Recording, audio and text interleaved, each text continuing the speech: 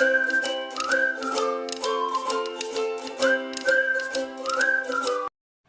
Friends, welcomes to Bhuvana's channel 27. இன்றைக்கி நம்ம டேஸ்டியான பரோட்டா வீட்டிலையே எப்படி செய்கிறதுன்னு பார்க்கலாம்.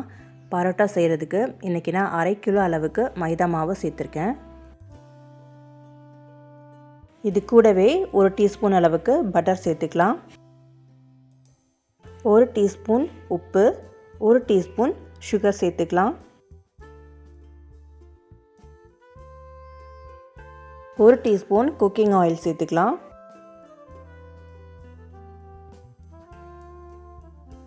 இப்போ இது எல்லாத்தையும் சேர்த்துட்டு நல்லா மிக்ஸ் பண்ணி விட்டுக்கோங்க.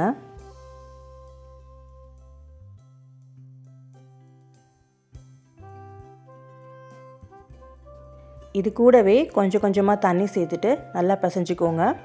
மாவு ரொம்ப தண்ணியாகவும் ஆகிடக்கூடாது, அதே மாதிரி ரொம்ப டைட்டாகவும் இருக்கக்கூடாது. சப்பாத்தி மாவை விட கொஞ்சம் இலகுவான பதத்தில் இருக்கணும்.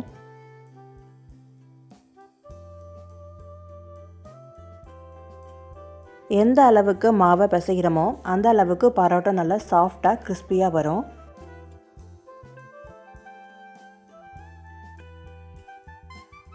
இப்போ ஒரு டீஸ்பூன் அளவுக்கு எண்ணெய் சேர்த்துட்டு மறுபடியும் பிசைஞ்சிக்கலாம்.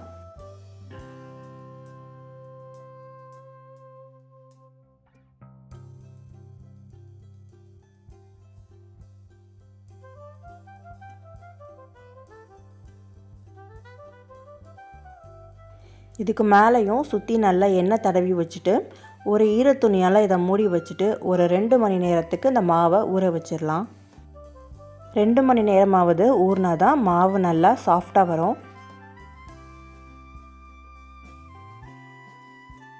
இப்போது 2 மணி நேரம் ஆகிடுச்சு. நம்ம ஓப்பன் பண்ணி பார்க்கலாம்.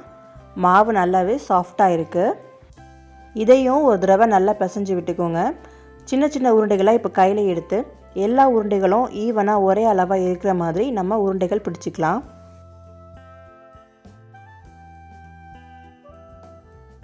கையிலையும் கொஞ்சமாக எண்ணெய் அப்ளை பண்ணிவிட்டு இந்த மாதிரி 2 விரலுக்கு நடுவில் சுற்றி சுற்றி பிசைஞ்சிங்கன்னா உங்களுக்கு ஈஸியாக ஒரே அளவாக எடுக்கிறதுக்கு வரும்.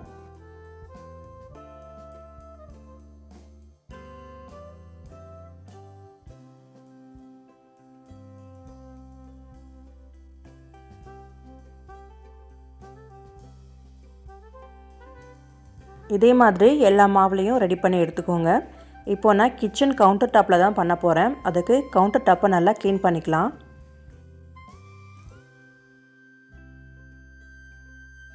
கவுண்டர் டாப்பில் கொஞ்சமாக எண்ணெய் தடவிட்டு நம்ம ரெடி பண்ணி வச்சுக்கிற உருண்டைகளை இந்த மாதிரி எந்த அளவுக்கு மெல்லிசாக தேய்க்க முடியுமோ அந்த அளவுக்கு மெல்லிசாக தேய்ச்சிக்கோங்க. இதுக்கு மேலேயும் எண்ணெய் அப்ளை பண்ணிவிட்டு நீங்கள் தேய்ச்சிங்கன்னா உங்களுக்கு இன்னும் நல்லா மெல்லிசாக தேய்க்கிறதுக்கு வரும். பரோட்டா நல்லா லேயராக வரணும். அப்போ தான் நமக்கு சாப்பிடும்போது கிறிஸ்பியாக வரும். நைஃபால் இந்த மாதிரி நீளமாக கீறி விட்டுக்கோங்க. அப்போ தான் நமக்கு நிறைய லேயர்ஸ் கிடைக்கும்.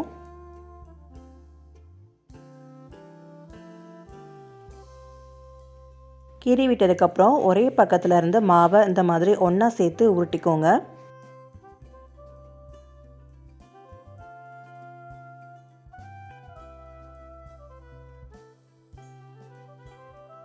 மாவை நல்லா உருட்டி எடுத்ததுக்கப்புறம் 2 கையாலையும் நல்லா இழுத்திங்கன்னா மாவு இன்னுமே நல்லா நீளமாக வரும். இப்போ இந்த மாதிரி ரவுண்டாக உருட்டி ஒன்றா சேர்த்துக்கோங்க. இதே மாதிரி மீதமுள்ள எல்லா மாவையும் நம்ம ரெடி பண்ணிக்கலாம்.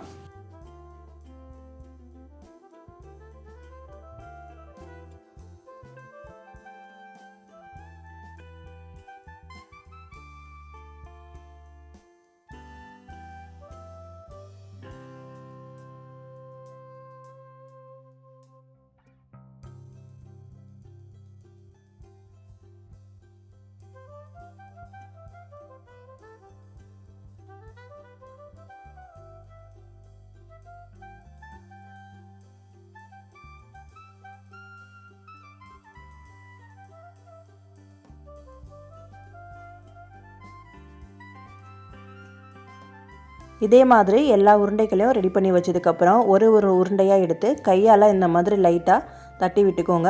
நம்ம மறுபடி சப்பாத்தி கட்டையால் தேய்க்கக்கூடாது, எல்லா மாவும் ஒன்று சேர்ந்துடும். இந்த மாதிரி உள்ளங்கை வச்சு லைட்டாக பரப்பி விட்டாலே போதும்.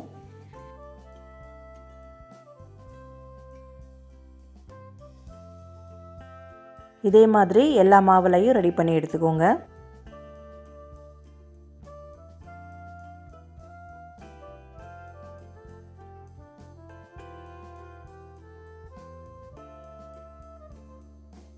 தோசை தவாவில் கொஞ்சமாக எண்ணெய் தடவிட்டு தவா நல்லா சூடானதும் நம்ம ரெடி பண்ணி வச்சுருக்கிற பரோட்டாவை அதில் போட்டுடலாம்.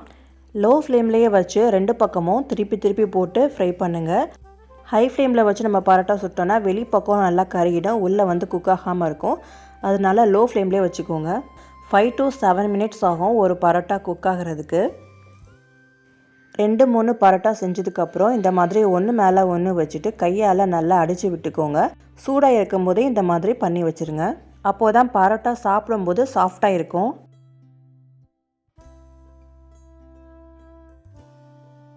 அவ்வளோதான், பரோட்டா தயாராகிடுச்சு. அடுத்து நம்ம இதுக்கு தொட்டுக்கிறதுக்கு ஒரு எம்டி சால்னா எப்படி செய்கிறதுன்னு பார்க்கலாம். எம்டி சால்னா செய்கிறதுக்கு முதல்ல நம்ம ஒரு மசாலா அரைச்சிக்கலாம். அதுக்கு ஒரு கைப்பிடி அளவுக்கு தேங்காய் சேர்த்துக்கலாம். கூடவே ஒரு கைப்பிடி அளவுக்கு பொட்டுக்கடலை, ஒரு கைப்பிடி அளவுக்கு முந்திரி சேர்த்துக்கலாம்.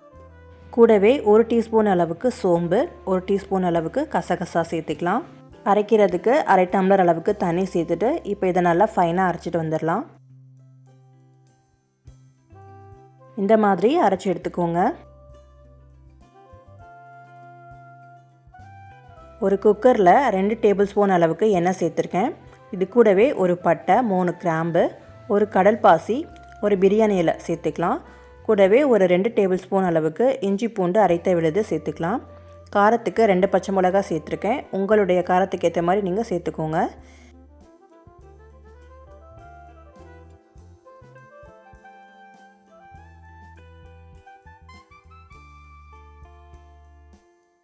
இது கூடவே ஒரு பெரிய சைஸ் வெங்காயத்தை கட் பண்ணி வச்சுருக்கேன், அதையும் சேர்த்துக்கலாம்.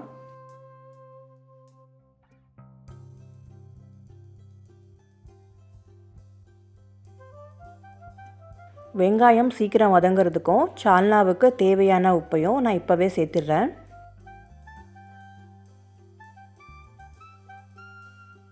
இது கூடவே ஒரு பெரிய சைஸ் தக்காளியை கட் பண்ணி வச்சுருக்கேன், அதையும் சேர்த்துக்கலாம்.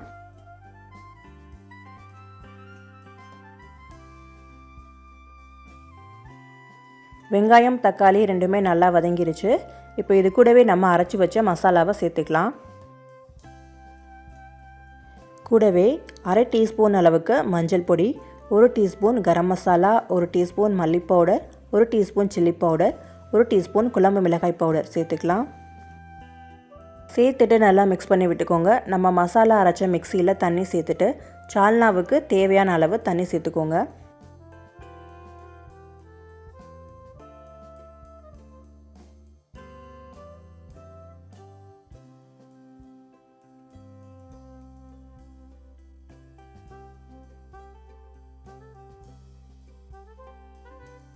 நம்ம ஏற்கனவே வெங்காயம் வதக்கும் போது சால்னாவுக்கு தேவையான அளவு உப்பு சேர்த்துட்டோம். தேவைப்பட்டால் செக் பண்ணி பார்த்துட்டு சேர்த்துக்கோங்க. இது கூடவே ஒரு கைப்பிடி அளவுக்கு புதினா சேர்த்துட்டு மிக்ஸ் பண்ணி விட்டுக்கோங்க. இப்போ குக்கரை மூடிட்டு ஒரு 2 விசில் வரைக்கும் வச்சு எடுத்துக்கலாம். 2 விசில் வந்துருச்சு. இப்போ நம்ம ஓப்பன் பண்ணி பார்க்கலாம். பார்க்குறதுக்கே ரொம்பவே சூப்பராக இருக்குது. சால்னா நல்லா வாசனையாக நல்லா கெட்டியாக இருக்குது. இன்றைக்கி நம்ம எம்டி சால்னா செஞ்சுருக்கோம். இதே மாதிரி இன்க்ரீடியன்ஸோட சிக்கன் மட்டன்லேயும் நம்ம சால்னா செய்யலாம். இன்றைக்கி பார்த்த இந்த 2 ரெசிப்பியும் உங்களுக்கு பிடிச்சிருக்கும்னு நினைக்கிறேன். நீங்களும் கண்டிப்பாக ட்ரை பண்ணி பாருங்கள். ட்ரை பண்ணி பார்த்துட்டு உங்களுக்கு எப்படி வந்துச்சுன்னு சொல்லுங்கள். இந்த ரெசிபி உங்களுக்கு பிடிச்சிருந்தால் மறக்காமல் நம்முடைய சேனலையும் சப்ஸ்கிரைப் பண்ணிக்கோங்க. அப்படியே உங்களுடைய ஃப்ரெண்ட்ஸுக்கும் ஷேர் பண்ணுங்கள். தேங்க்ஸ் ஃபார் வாட்சிங்.